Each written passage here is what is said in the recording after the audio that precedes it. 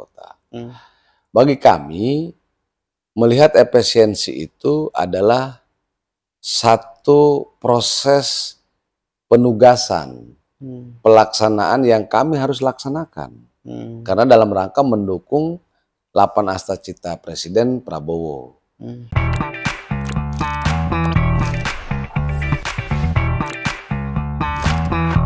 Assalamualaikum warahmatullahi wabarakatuh, sahabat Banten Podcast. Alhamdulillah kita mendapatkan waktu di sela kesibukan beliau yang memang tiap hari padat menjadi tulang punggung parlemen. Mari kita sapa Ketua DPRD Provinsi Banten, Bapak Fahmi Hakim. Pak Fahmi, terima kasih atas waktunya. Saya lihat tadi sebelum kesini kita melihat ruangan begitu padat. Banyak yang antri begitu untuk pertemuan, ada rapat-rapat dengan Pak Ketua begitu ya Pak Ketua ya. Alhamdulillah Kang Beni. Siap. Hari ini bisa bersilaturahim dengan Cahaya TV Banten. Ya. Di dalam kondisi ini kita awali dengan Pak Ketua sebelum nanti kita bincang-bincang ini Pak Ketua, kita udah mempersiapkan flyer nanti yang akan tayang. Tentang sosok Pak Fahmi Hakim itu siapa. Nanti kita akan kemas dalam video. Dan karena beliau padat, kita langsung ke poin-poin utama yang akan kita tanyakan. Barangkali ini yang memukau adalah perolehan Pak Ketua 71.000 suara di Dapil. Kita agak sedikit mundur Pak. Perolehan itu saking banyaknya modal atau gimana Pak, bisa dijelaskan? Karena kalau saya cek urutan kedua suara terbanyak di DPRD Provinsi Banten, ada yang 72.000 Pak. Nah Bapak, Pak Ketua adalah 71.000. Artinya walaupun karir Bapak udah lama di 2029, artinya kan berhasil merawat kepercayaan publik terhadap Pak Ketua. Silakan Pak Ketua. Ya Kang Beni, dari TV Cahaya Banten, saya ucapkan terima kasih. Hari ini kita bisa bersilaturahmi, bisa berbincang-bincang, bisa berbagi pada pemirsa dalam rangka tentunya menjadi bagian sebagai tupoksi kewenangan sebagai Ketua DPRD maupun juga saya secara pribadi bahwa lahirnya di DPRD adalah bagian dari sistem tatanan negara kita adalah di politik. Yaitu di institusi organisasi Partai Golkar. Hari ini saya alhamdulillah di pemilu 2024 kemarin mendapat kepercayaan 71.500. Nah, tentunya itu menjadi bagian salah satu hasil karya nyata bahwa sebuah bagian dari kita mengabdi ke masyarakat sebagai lembaga parlemen perwakilan rakyat. Tentunya perwujudannya kita senantiasa bersama-sama dengan masyarakat. Baik itu membangun kepada tata kelola pembangunan dengan sesuai kewenangan di DPRD, baik itu membangun hak dasar masyarakat, infrastruktur, pendidikan, kesehatan, ekonomi dan sebagainya. Selain itu juga tentunya saya punya moto. Moto saya senantiasa selalu berkomitmen khairunas angpauhum linas. Sebaik-baiknya manusia punya manfaat buat umat, buat masyarakat. Nah sehingga itulah yang menjadi pengimplementasian pada saat saya pemilu, tentunya masyarakat memiliki kepercayaan kepada saya. Karena pada akhirnya kerja-kerja kita tidak terlepas dengan sebuah keikhlasan, sebuah ketulusan. Di mana ketulusan hati itu merupakan bagian yang Tuhan juga tahu. Nah sehingga kita tidak pernah ada pemikiran berhayal 71.000 dan sebagainya. Gitu.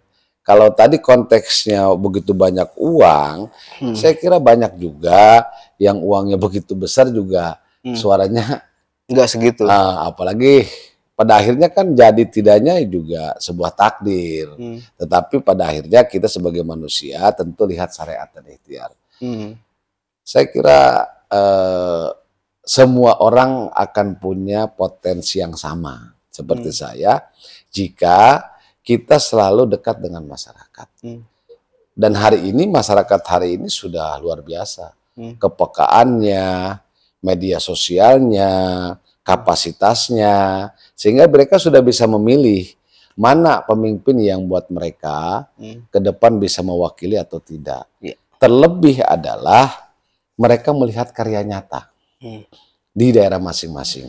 Apalagi saya dulu bermimpi jadi DPR tahun 2029 saja, itu dulu karena ingin keluar dari ketertinggalan. Daerah saya di Tunjung Teja di Malangga. Dan bukan dari keturunan orang yang nggak ada. Orang tua saya cuma guru agama. Guru agama. Gitu. Dan sehari-harinya jadi sopir gitu Pak ya, sopir jadi ajudan gitu. Panjang kalau cerita saya itu. Dulu jadi pedagang daun salam, daun, terus kedua dagang tangkil tuh, terus ketiga baru naik. Dulu zaman sekolah di SMA juga ngenek supir angkot gitu. Sampailah proses politiknya jadi supir dewan, jadi ajudan. Panjang cerita. Kalau mau tanya itu Karnoto tuh lagi bikin buku cerita saya. Masya Allah. Cukup Kang Beni. Kira-kira terbit di bulan apa tuh Pak bukunya? Kang Beni? Enggak, buku Karnoto. Oh, Karnoto. Emang kalau orang yang sedang menjiwantakakan seseorang kan butuh inspirasinya panjang. Bahkan dia katanya referensinya mau sambil umroh juga katanya. Amin. Nah, mudah-mudahan ada rezeki lah gitu. Amin. Nah kemudian Pak Ketua, kisahnya menginspirasi dari bukan orang siapa-siapa ini ya. Ini yang jadi tolok ukurnya. Tapi beliau dari sejak pertama di anggota Kabupaten Serang Pak ya. Jadi ketua juga. Jadi ketua, kemudian 2 periode di sini, ini periode kedua, unsur langsung pimpinan. Tanpa jadi anggota dulu, langsung jadi wakil ketua dan sekarang jadi ketua. Nah artinya prestasi ini gemilang untuk seorang kader partai. Bahkan kemarin diisukan 2024 itu Bapak menjadi calon bupati sebenarnya. Bukan jadi anggota DPRD lagi. Benar nggak sih Pak? Di Golkar itu ada PDLT. Jadi PDLT itu dedikasi, loyalitas, dan prestasi. Saya bersyukur kepada Allah Subhanahu Wa Taala bahwa pimpinan partai saya baik di tingkat provinsi maupun tingkat pusat, tentu saya menjadi orang yang masuk pada PDLT itu. Nah tentunya itu menjadi salah satu bagian. Kalau kemarin ada wacana berupa isu-isu aja itu. Kan biasa kalau orang politik kan diisu-isukan saja. Karena ngelihat potensi barangkali kan, potensi perolehan suaranya, terus sebelum potensi perolehan suara juga ketua DPC. Yang jelas saya mendapatkan tugas amanah dari partai dan saya sadar bahwa ketika kita masuk pada sebuah partai, hak-hak kita sekian persennya sudah diambil oleh partai. Nah sehingga kita patsun terhadap partai, apa yang ditugaskan oleh partai kita akan jalankan. Dan saya bersyukur hari ini sudah sampai menjadi ketua DPRD.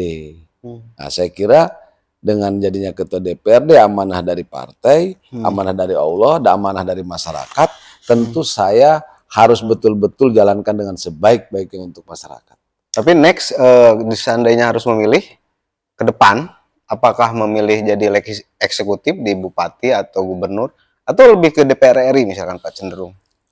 Manusia ini punya pilihan dan punya rencana. Tetapi ketika kita bicara di partai kan partai yang menentukan. Ya kita serahkan saja kepada partai. Kemarin kan saya juga tidak bermimpi akan sampai jadi ketua DPRD. Wakil ketua DPRD aja udah cukup. Nah tiba-tiba tentunya pimpinan partai punya penilaian lain. Ya bersyukur. Kadang-kadang hidup ini kan yang dihayal sama yang realitas kadang-kadang suka berbeda. Tapi tentunya itu yang terbaik. Karena apapun amanah yang terbaik adalah bagian yang kita ikhtiarkan bersama-sama. Tapi kita ingin coba tahu Pak, kalau dari segi kenyamanan, terus dari segi pribadi ya, Bapak memang belum pernah jadi eksekutif ya. Tapi adakah misalkan, karena prediksi kami sih Bapak akan loncat ke DPR RI minimal, atau di eksekutif, bupati ke depan, lebih personal Bapaknya lebih cenderung enjoy di mana kira-kira kalau ngomongin pribadinya? Saya enjoy di dalam sebuah sistem tatanan negara dan bisa diberikan ruang mengabdi kepada rakyat. Dimanapun. dimanapun. Karena memang DPR dengan eksekutif nyaris sama sih. Sama aja Kang Ben. sama. Tergantung kitanya. Hmm. Dari seluruh unsur pemerintahan, mulai dari presiden, gubernur, bupati, camat, lurah, BPD. Kalau di desa kan BPD, DPRD, saya kira sama. Undang-undangnya toh yang di daerah, Undang-Undang 32 semua sama sebagai penyelenggara. Tergantung pada diri kitanya. Karena pengabdian dimanapun itu bisa dilakukan, yang penting tujuan kita yang baik. Ya. Pak, ini 4 periode berarti kan? 2 periode kabupaten, 2 periode sekarang masih berjalan. Apa kira-kira poin-poin yang berkesan gitu ketika Bapak menjadi keterwakilan rakyat, bahkan selalu menjadi pucuk pimpinan dan menghadapi masyarakat, baik itu di dapil sendiri atau masyarakat luas, yang paling berkesan dan memiliki banyak manfaat tadi gitu, kan, Pak? Yang paling berkesan itu bisa senantiasa dekat dengan masyarakat. Itu utama. Poin utama sebagai wakil rakyat, kita tidak punya sekat dengan masyarakat. Kapanpun waktunya, dimanapun, jam berapapun, kita punya ruang. Satu itu, dekat dengan masyarakat. Yang kedua, bisa memberikan kontribusi atas kewenangan kita, melakukan upaya memberikan pembangunan kesejahteraan buat masyarakat. Contoh, tentu berbeda. Karena saya sebagai ketua DPRD punya kewenangan yang lebih. Walaupun di DPRD kolektif kolegial. Kelebihan itulah tentu menjadi bagian bagi saya dalam rangka memperkuat untuk kemanfaatan buat kepentingan masyarakat. Itu saja yang paling terkesan itu. Kemana saja kita bisa bertemu, bisa makan bareng, bisa bertukar pengalaman, dan seluruh apa yang menjadi keinginan masyarakat kita tahu rasanya. Karena mungkin saya berangkat dari bawah, jadi sudah dirasakan. Contoh misalnya Kang Beni mau ke rumah saya atau kantor saya tahu bagaimana dengan pejabat itu susah bertemu, kita cari waktu dan sebagainya, gitu loh. Tapi di sisi lain, saya bilang tadi, itulah yang saya rubah dengan memberikan satu proses tatanan yang berbeda karena saya dari bawah. Nah, kita juga harus kami ingin mencoba memberikan keterwakilan dari masyarakat, Pak, banyak. Bahwa fenomena saat ini terjadi efisiensi anggaran karena kepentingan pemerintah pusat, instruksi kementerian, dan DPRD juga kan terjadi efisiensi anggaran. Nah, itu mempengaruhi kinerja para anggota DPRD nggak, Pak, untuk terhadap melakukan tugas-tugas kesehariannya dengan program tersebut? Ya, efisiensi anggaran ini berdasarkan Impres nomor 1 tahun 2025 Pak Presiden Prabowo. Bahwa efisiensi dijalankan dari tingkat pusat sampai tingkat daerah. Baik itu tingkat provinsi maupun kabupaten kota. Bagi kami, melihat efisiensi itu adalah satu proses penugasan, pelaksanaan yang kami harus laksanakan. Karena dalam rangka mendukung 8 asta cita Presiden Prabowo. Nah, bagaimana kolerasi efisiensi dengan institusi lembaga DPRD? Tentu kami mengkonsolidasikan kembali. Dalam rangka bagaimana efisiensi ini lebih kepada yang prioritas untuk kepentingan masyarakat. Contoh, di 2025 kemarin kita ada pelaksanaan kunjungan ke luar negeri. Nah, kita sekarang efisiensikan ke luar negeri. Lebih kepada kunjungan kita adalah ke daerah-daerah. Kita efisiensikan, kita drop, gitu loh. Kedua, misalkan kegiatan-kegiatan yang mungkin sifatnya seremonial di wilayah DPRD kita sudah turunkan. Tapi kita lebih kepada bagaimana memperkuat program badan legislasi untuk segera membuat perda-perda yang dibutuhkan oleh masyarakat. Kedua, penguatan badan anggaran. Ketiga, juga dalam rangka fungsi pengawasan. Sehingga beberapa anggaran-anggaran kegiatan disiapkan pun kita efisiensikan. Sehingga ini kami memaknai bahwa ini adalah kita harus sama-sama siap goodwill dalam rangka membangun kepentingan masyarakat. Jadi tidak menjadi kendala serius ya Pak? Tidak terlalu Saya kira ini kan menjadi sebuah kesadaran kolektif bagi kita bersama. Ya. Nyatanya bisa, saya sampaikan kepada kawan-kawan DPRD hasil program kerja. Karena di DPRD itu ada yang namanya Pokja, program kerja DPRD.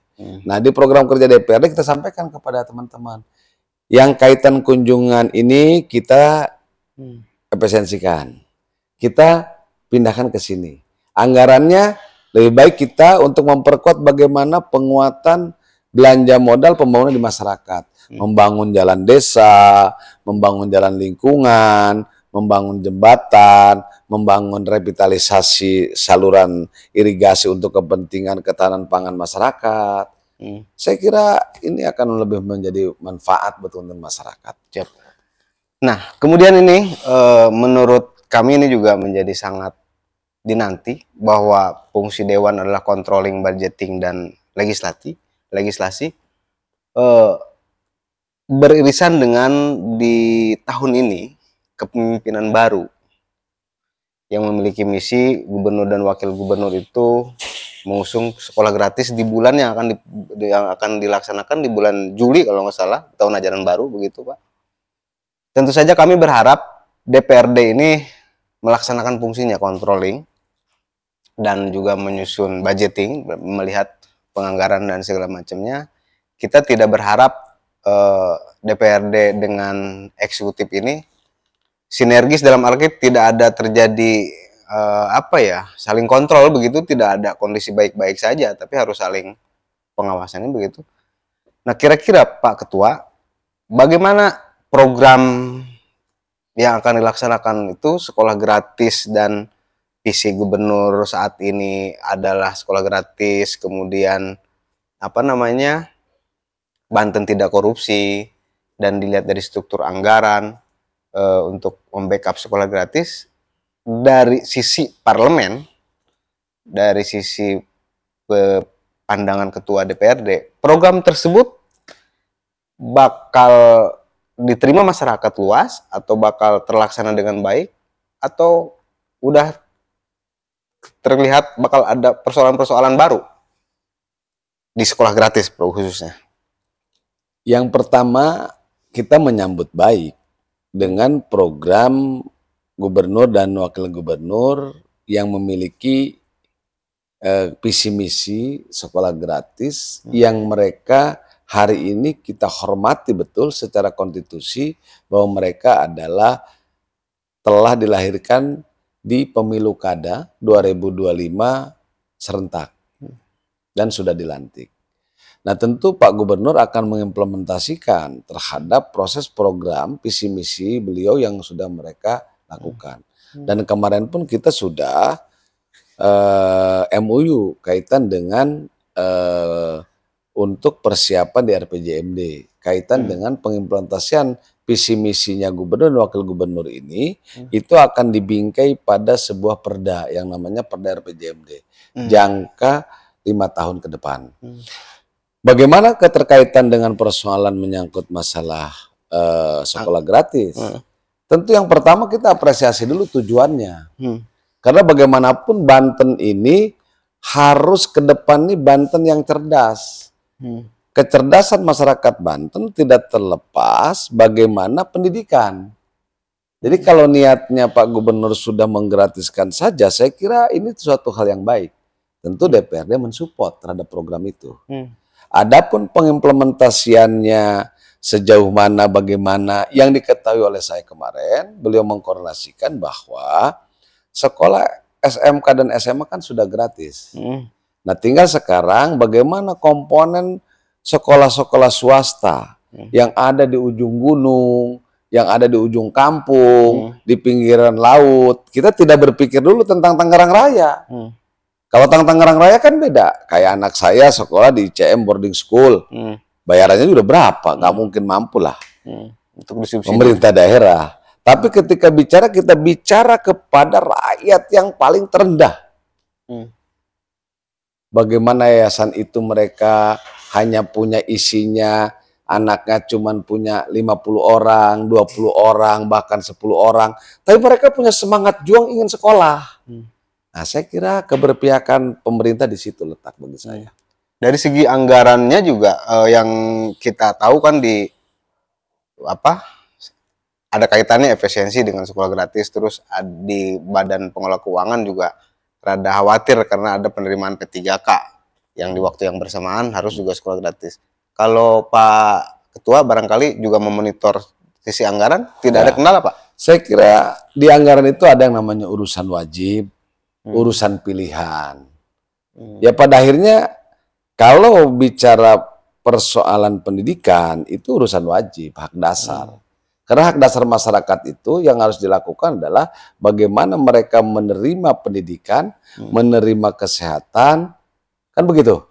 Nah, itu yang menjadi kewajiban. Saya kira itu menjadi prioritas bagi kita. Nah, tinggal, tahun ini kita kurangi bangun gedungnya, tapi kita ke sini dulu. Nah, ini saya kira yang harus kita lakukan bersama-sama. Saya berharap hanya satu hal secara utuh, bahwa program apapun hari ini yang terpenting adalah kita keberpihakan kepada masyarakat yang ada di wilayah-wilayah perkampungan. Yang notabene ini yang harus kita angkat derajat mereka. Pak Ketua sudah mendapatkan aduan belum dari pihak-pihak sekolah swasta terhadap program sekolah gratis sampai hari ini belum? Yang ada di wilayah Banten? Sampai hari ini belum. Belum ya? Karena mungkin Pak Gubernur juga masih menyusun pergubnya, masih menyusun mekanismenya. Ketika itu bicara wilayah teknis Pak Gubernur, kita hargai itu. Ketika ada di kewenangan kita, ya kita lakukan.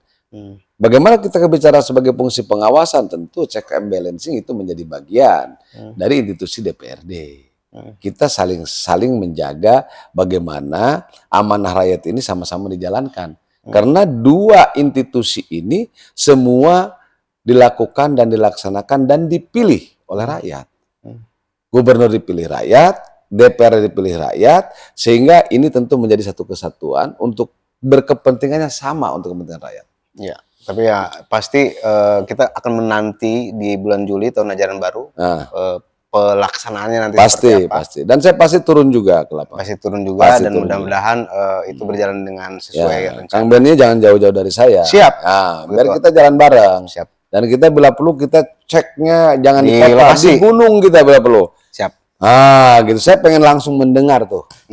Kalau saya udah dapat beberapa keluhan dari sekolah-sekolah swasta, cuman kata saya diarahkan kalau persoalan nanti ingin mendapat keluhan, langsung datang ke ketua DPRD, ke DPRD lah minimal ada keterwakilan di komisi-komisi gitu lah, untuk juga menyampaikan sama aja ke DPRD, mau ke gubernur sama. Nah, Pak Ketua, tadi saya mencoba hal-hal yang kita mencoba melihat visi misi, saya ingin mengkritisi juga ke DPRD, Pak. Boleh ya? Boleh dong. Nah, di luaran sana saya banyak menerima pemberitaan-pemberitaan, kita juga sering melakukan wawancara dan ini barangkali pertanyaan terakhir sebelum kita closing, bahwa ada semacam keluhan dari masyarakat terutama di lingkungan dinas bahwa saat ini di balik efisiensi ada dana aspirasi titipan DPRD ini yang terlalu membengkak di DPRD, di OPD.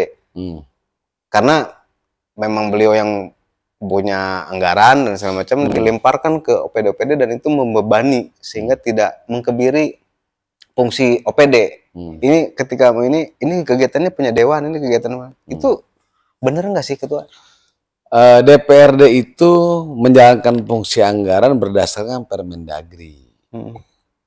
Di mana dalam Permendagri menyampaikan bahwa DPRD memiliki kewenangan pokok-pokok pikiran DPRD. Pokok-pokok pikiran DPRD itu dituangkan bersama-sama dengan eksekutif. Dan eksekutiflah yang membuat programnya. Kami yang menjaring aspirasi programnya melalui reses, melalui hiring, melalui kami pengawasan dan sebagainya. Kami tuangkan dalam pokok-pokok pikiran DPRD dan itu menjadi salah satu bagian dalam penyusunan, perencanaan, penganggaran di RKPD dan RAPBD 2025 kemarin. Tahapan-tahapan itu dilalui semuanya. Adapun hari ini tadi menyampaikan bahwa keterkaitan dengan OPD dan sebagainya, saya kira itu kan Mitra kerja ya? menjadi bagian yang secara mitra kerja bersama-sama, yang tentunya hari ini bisa terwujud bersama-sama. Contoh, saya contohkan saja satu. Saya kemarin di tahun 2024 itu memiliki beberapa pokok-pokok pimpinan DPRD. Bagaimana saya berpikir ada beberapa tempat sarana ibadah dibangun, masjid. Ketika kegiatan itu dilaksanakan, eksekutif yang melaksanakan. Jadi nggak dan sampai hari ini terwujud, masyarakat menyampaikan terima kasih Pak Ketua sudah dibangun Masjid Agung di Pamarayan. Yang punya kebanggaan besar malah eksekutif yang melaksanakan sebagainya. Dan kita tidak mengintervensi apapun dan sebagainya. Nah itu contoh kecilnya. Kedua misalkan beberapa kegiatan pelaksanaan jalan lingkungan. Hari ini banyak ucapan terima kasih kepada gubernur, pada pemerintah daerah, pada legislatif. Bahwa kemarin kita minggul hasil panen susah, sekarang sudah dipaping. Saya kira ini justru yang menjadi tujuan itu. Jadi saya itu gini, saya tidak berorientasi pada administrasi, Pak. Administrasi dan tentang perencanaan biarkan di eksekutif. Kita adalah kebijakan. Kebijakan itu lebih pentingnya Pak. Yang pentingnya adalah bagaimana dengan hadirnya pemerintah, hadirlah di masyarakat. Yang jalannya jelek harus dibagusin dong. Sekarang udah diklaim Pak, Bang Andra, bangun jalan desa sejahtera. Itu salah satunya. Padahal biasanya DPRD itu yang... salah satunya saya bilang sepakat saya. Karena beliau dari institusi DPRD ke eksekutif. Mungkin beliau juga memahami tentang kondisi itu. Oh iya. Jadi akhirnya berpikirnya sama dengan kita. Buat apa kita bangun-bangun jalan yang hebat-hebat untuk kepentingan, mohon maaf, tapi kepentingan masyarakat kecil yang mereka hasil panen, hasil mereka bekerja mau sekolah, juga susah, jalannya rusak. Saya kira itu yang harus kita bangun. Oke. Gitu. Siap. Pak, sebagai closing statement, saya ingin mendapatkan gambaran secara ya closing statement Bapak. Ada beberapa hal kalau dari saya, versi saya ada kebutuhan masyarakat Banten itu yang belum ada rumah sakit jiwa, Pak. Iya, iya. Kalau menurut saya yang pengamatan sempat mau dibangun di zaman Pak Wahidin Halim itu, tapi tidak terjadi. Nah, selain jalan poros desa yang masih pada banyak rusak, versi pimpinan DPRD ini, kebutuhan apa yang paling urgent yang harus segera dilaksanakan dan akan dilaksanakan oleh DPRD di dalam waktu periode sekarang, Pak? Yang pertama bahwa kami kemarin sudah mengkonsolidasikan dari mulai perencanaan dan APBD, itu pembangunan yang berkonsolidasi pensuksesan dari tingkat pusat ke daerah. Salah satunya adalah mensukseskan ketahanan pangan. Bagaimana saya sedang berpikir bahwa Banten menjadi lumbung padi, menjadi mata pencarian masyarakat tani, yang hari ini kebijakan nasional cukup luar biasa. Gabah dibeli langsung 6.500. Artinya kita dulu juga punya sejarahnya Sultan Ageng Tirtayasa. Bagaimana tata kelola perairan persawahan di kita luar biasa. Hari ini saya ingin mencoba terdepan merehabilitasi terhadap seluruh saluran air itu. Itu yang utama. Sehingga itu akan menjadi bagian pertumbuhan kekuatan ketahanan pangan. Karena ketahanan pangan itu cuma 3 faktornya. Yang pertama ada air, cepat tanam, cepat panen. Nah, selanjutnya bagaimana orientasi yang kedua adalah percepatan infrastruktur yang menyentuh langsung kepada pundi-pundi ekonomi masyarakat.